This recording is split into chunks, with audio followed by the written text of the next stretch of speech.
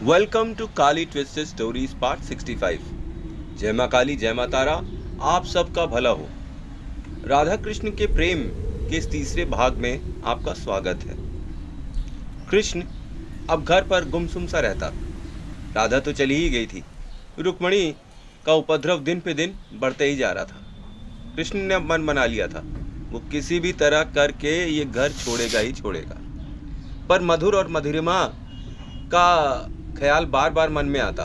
उसे लगता, क्यों वो एक फैमिली से दूर रहे। बच्चों के चक्कर में वो अपने आप को हर दिन मारने के लिए तैयार रखता।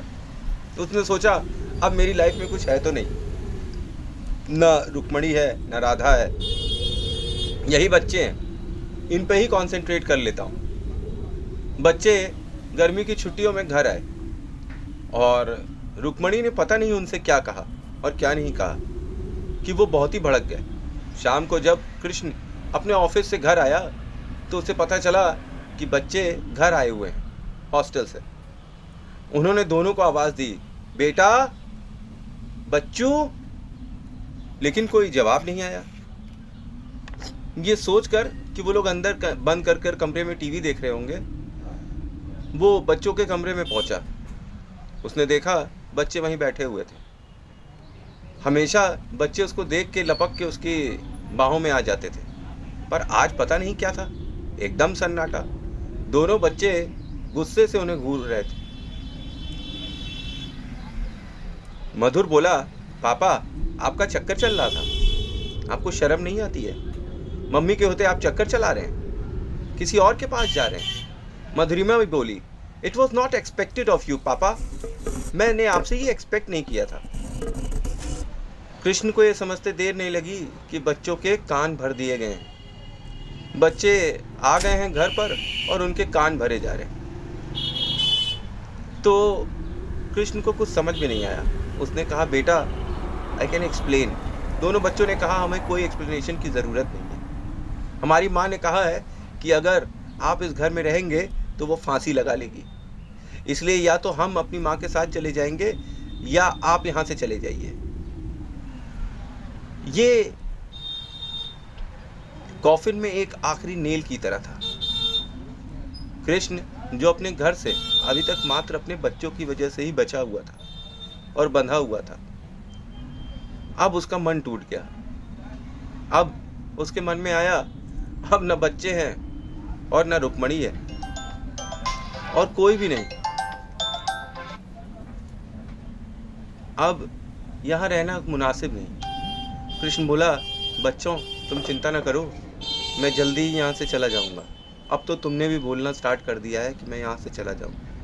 अभी तक तुम्हारी माँ बोलती थी और तुम्हारी माँ ने जो भी बोला वो तुमने सुन लिया, पर तुमने अपने पिता की कोई भी बात नहीं सुनी। दोनों बच्चों ने कहा, हमें सुनने की कोई ज़रूरत ही नहीं। मम्मी ने बोला है कि आप एक चीटर हैं और झूठे आदमी हैं। अगर बेटा मैं ऐसा होता तो क्या मैं तुम लोगों का ख्याल रखता? हाँ, बोलो ना। तो इस पे बच्चों ने कहा कि आपने कुछ ख्याल रखा हमारा तो कोई एहसान नहीं कर दिया। आपके भी पापा मम्मी ने आपका ख्याल रखा था, इसलिए आप भी हमारा ख्याल रख रहे हैं। आपने हमें पैदा किया है तो आपको ख्याल तो रखना ही पड़ेगा। ऐसा एटीट्यूड देखकर कृष्ण का कलेजा कट गया। उसको समझते देर न लगी कि रुक्मणी पीठ पीछे बच्चों के मन में बारूद भरा कर रही थी। ये कोई एक दिन का नहीं था, ये काफी दिन का बारूद उनके मन में रुक्मणी ने भर दिया था। कृष्ण ने दुखी मन से कहा, ठीक है बेटा, कुछ ही दिनों में चला जाऊंगा, जो गलती हुई माफ करना। कृष्ण अब एकदम अकेला और फटा सा हो गया था। उसके पास जीवन में जीने के लिए कोई ध्येय ही नहीं था, कोई गोल नहीं था। आदमी जीता है किसी के सहारे, आदमी जीता है किसी के लिए, और जो अपने लिए जीते हैं उनमें से तो कृष्ण कभी था ही नहीं। जिंदगी भर अपने जीवन के उसने गोल्डन पीरियड्स इन बच्चों के लिए, उनकी माँ के लिए, अपने परिवार के लिए लगा दिए, और अंत में बार बार जीवन उसे यही सिखा रहा था कि ये सारे रिश्ते नाते सब व्यर्थ हैं। काम, क्रोध, मोह, माया, इनसे ऊपर उठ जाना चाहिए। उसमें वैराग्य की भावना आने लगी थी। इसी तरह दूसरे दिन वो इंटरनेट पे ब्राउज कर रहा था, चीज़ों को देख रहा था कि तभी उसे ऋषिकेश के बारे में पता चला। वहाँ पे एक बढ़िया मेडिटेशन सेंटर था। मन खराब होने की वजह से कृष्ण ने सोचा कि क्यों ना हम लोग मैं ऋषिकेश चला जाऊँ और कुछ दिन वहाँ बिता कर आऊँ। अपने बॉस से जब उसने इस बारे में चर्चा करी तो बॉस ने बोला, you are a lucky person, हम लोग सब पूरा ऑफिस ऋषिकेश जा रहा है। यहाँ का ऑफिस और बीच में देहरादून का ऑफिस, लखनऊ का ऑफिस, सब जगह का स्टाफ ऋषिकेश में इकट्ठा हो रहा है और वो भी मेडिटेशन करने के लिए। अपनी कंपनी ने 15 दिन का मेडिटेशन कैंप ऑर्गेनाइज किया है और रहना खाना सब फ्री है। बस जो घूमने में पैसा लगेगा वही आपका है। तो छुट्टी लेने की ज़रूरत ही नहीं, कंपनी खुद छुट्टी दे रही है आपको उसी जगह जाने के लिए जहां आप जाना चाहते हैं। काफ़ी दिनों के बाद कृष्ण के कोई भी मन की बात हुई थी।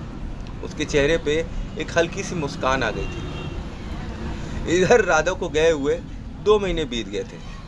वो अभी धीरे धीरे कर अपनी गृहस्थी में मस्त होने लगी। कभी उसको कृष्ण का ख्याल आता तो वो यह सोच कर मन मार लेती कि अगर उसने कभी कृष्ण से बात करी और उसके पति को कृष्ण के बारे में पता चल गया तो वो क्या कहेगा। अपना पति धर्म निभाने के लिए उसने कृष्ण के बारे में सोचना ही बंद कर दिया था। और उसका पति भी बहुत ही प्यार करने वाला था। मनोहर नाम था उसका। मनोहर राधा को बहुत ही प्रेम करता था। हालांकि राधा मनोहर को बहुत जानती तो नहीं थी, पर निरंतर प्रेम करने से उसके मन में भी उसके लिए एक सॉफ्ट कॉर्नर आ गया था और धीरे धीरे वो कृष्ण को भूलने लगी थी। इधर कृष्ण मेडिटेशन सेंटर में अपने ऑफिस और उनके स्टाफ के साथ पहुंचा हुआ था ऋषिकेश। पर जाने के पहले रुक्मणी ने ये कहना नहीं भूला कि ऋषिकेश जा रहा है मेडिटेशन करने। मुझको पता है तू अय्याश इंसान है, वहाँ तू अय्याशी के अलावा कुछ नहीं करेगा। जल्दी से जल्दी अपना बोरिया बिस्तर बांध और इस घर से निकल जा। तेरी शक्ल में बार बार देखना नहीं चाहती हूँ। कृष्ण कुछ नहीं बोला। बच्चों की बात तो उसके मन में पहले ही चुप गई थी और अब उसके पास एक अपॉर्चुनिटी थी कि वो इस सारे बखेड़े और बवाल से दूर शांति से ऋषिकेश में 15 दिन बिता सकता था। कृष्ण ने निश्चय किया कि अब वो ऋषिकेश चला जाएगा और वहाँ से 15 दिन के बाद आने के बाद ही सोचेगा कि आगे क्या करना है, घर छोड़ना है, कहाँ जाना है, कैसे जाना है, किसके यहाँ जाना है। आगे की कोई प्लानिंग नहीं थी क्योंकि सब शून्य हो गया था।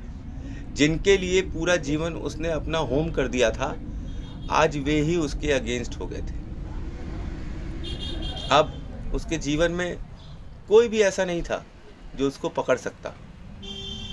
एक राधा ही ऐसी थी जो ऐसे कई इंसिडेंट्स पे जो उसकी लाइफ में पहले भी हुए थे उसको इमोशनली सपोर्ट कर दिया करती थी। उसको बच्चों की तरह सुला देती थी, उसका सर सहला देती थी, सर दबा देती थी।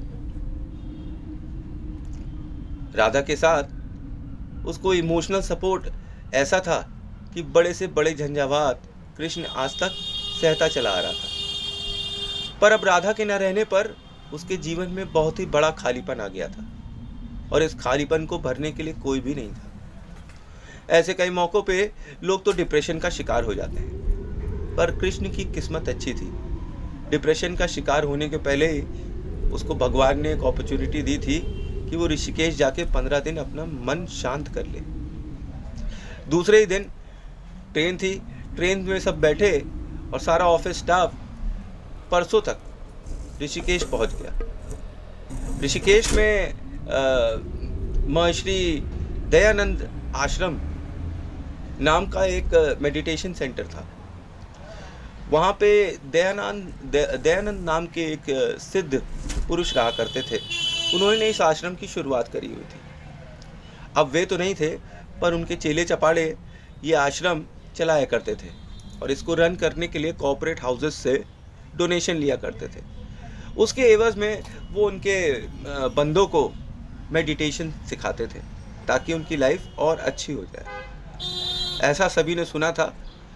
तो खैर महर्षि दयानंद आश्रम में जब ये सब पहुँचे तो सबको अपने अपने कमरों की कीज मिल गई। तभी एक लड़की पीछे पीछे कृष्ण के दौड़ते हुए आई, बोली एक्सक्यूज़ मी। कृष्ण पीछे पलट कर देखा तो देखा एक मध्यम कद की सुंदर और आकर्षक लड़की,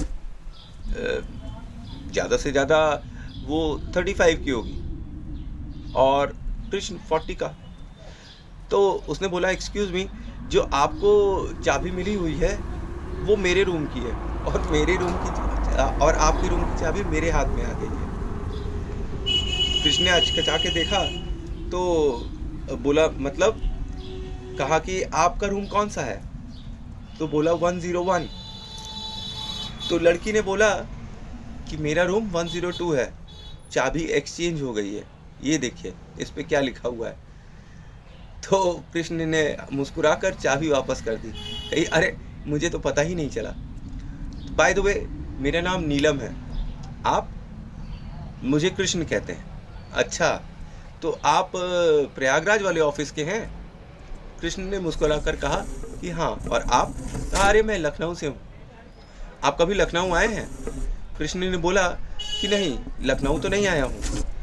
तो कहा चलिए ठीक है, अब तो हम पड़ोसी हैं यहाँ पे 15 दिन तक, अगर दोस्ती हो गई तो आप लखनऊ आइएगा, मैं आपको लखनऊ घुमाऊंगी।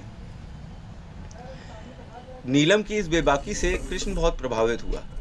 बहुत दिनों के बाद कृष्ण के चेहरे पे हल्की सी मुस्कुराहट आई थी। उसे याद आया कि राधा भी उसे ऐसे ही मुस्कुराने पे मजबूर कर दिया करती थी और ऐसे ही मुस्कुरा कर देखा करती थी। फिर दूसरे ही पल कृष्ण ने अपना सिर झुंझलाया और कहा कि ना, ये गलत है, मैं अब हर जगह राधा को ही ढूंढूंगा क्या? नहीं, मुझे राधा के ख्याल से, उसकी बातों से बाहर निकल जाना चाहिए।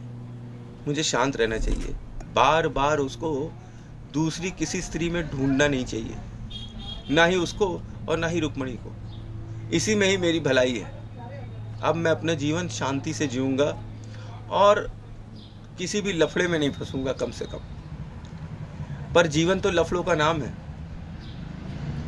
तो ये था भाग 3। अब कल मैं इसका पार्ट 4 अपलोड करूँगा। आई होप आपको कहानी अच्छी लग रही है। Thanks for watching. जय माँ काली, जय माँ तारा।